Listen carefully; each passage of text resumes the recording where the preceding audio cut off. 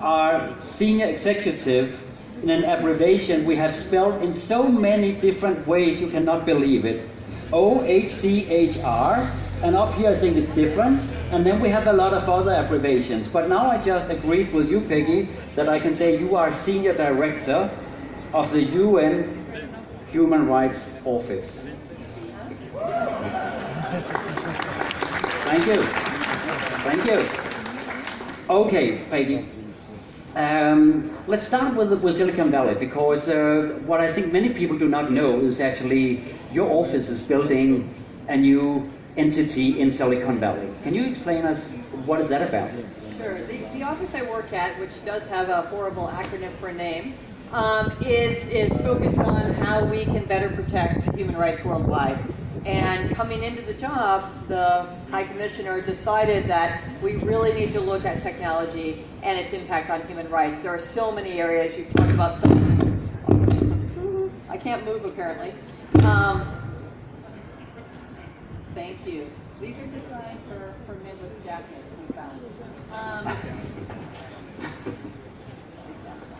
Okay, great. Oh, now you can all hear me. So we really looked at, we're living in a world where human rights is seriously under threat. And what do we need to do as a UN Human Rights Office to do better? And what we realized was that technology, for good or for bad, is going to be the tipping point in that conversation in so many ways. We need to harness technology to be able to better protect human rights, and we need to engage to make sure that we're looking at all the ways in which technology will infringe on human rights in privacy, surveillance, discrimination, freedom of expression, online content, hate speech, all of those. And what we looked at, we started out doing that from Geneva, our little outpost there, but we realized quite quickly that if we were in Silicon Valley engaging with people there, we would be able to have the type of sustained conversation that might have more impact. Now, I have to say, this is a germ of an idea right now. We have one person doing this on a temporary basis, but we're trying to build it up into a full-fledged presence. Sounds like a very busy person. How come you did not start in Beijing, for example? I mean, surveillance in China is a bit more ahead of the American society. That is such an easy question because we can't get into Beijing.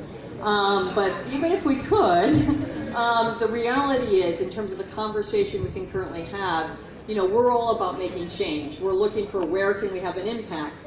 And, you know, we can have lots of complaints about where the Facebooks and Twitters and Googles are now. But the reality is, because of the attention of people like the people here today, there is pressure. There is an attention that's forcing those companies to look at their policies. And what we're trying to do is to engage with them constructively to say, human rights framework, some of the things that we know about online, about hate speech and other things, we can bring that in and we can, you know, help you to do your jobs better. So we have an audience there that's actually willing to talk to us. But when you start with one person working temporarily only, is that really the ambition? Is that the level of ambition? You think that is enough?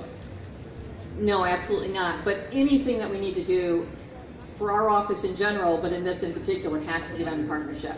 So it won't be one person. It'll be us working with Amnesty International, who has a presence there. The World Economic Forum has a presence there, and we're partnering with them. We're working with Stanford University in Berkeley. So we're trying to figure out how we can bring all the expertise that we have in all of our field presences and in Geneva and New York to Silicon Valley through using that office as a liaison, basically. How much can we expect from you? And now you say it's an easy answer that you are not in China because you cannot get in. That could also signal that China would not listen to you.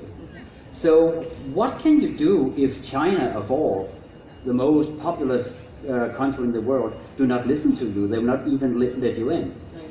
You know, it's a really good question, and we're doing our best to try to figure out a basis upon which we can have a good dialogue with China and with other countries that are more less open to the human rights approach. What you find is that there are other avenues you can have the conversation. If you place it on sort of our human rights framework, they may not have the conversation in the same way. But there are vehicles by which we try to develop that conversation. But part of what we've been talking about here today at Techfest is really about that shouldn't be a question just for our office. It's obviously a question for all of us in terms of the fact that these questions need global solutions. So we do need to find a way to get all the players to the table. And part of that will mean, of course, bringing in the big Chinese companies as well. If we shall try to bring down the concept of human rights down to a more concrete level, what would you consider as the most important human right under threat right now from the tech side? One right. I earlier said 3 different baskets: the right to privacy, the right to freedom of expression, and non-discrimination and inequality. Those are sort of the 3 big areas we're focusing on. But I could just as easily have said the right to work, the right to health. They are all implicated in this sphere. Who would be your partners? Who would you be talking to in Silicon Valley?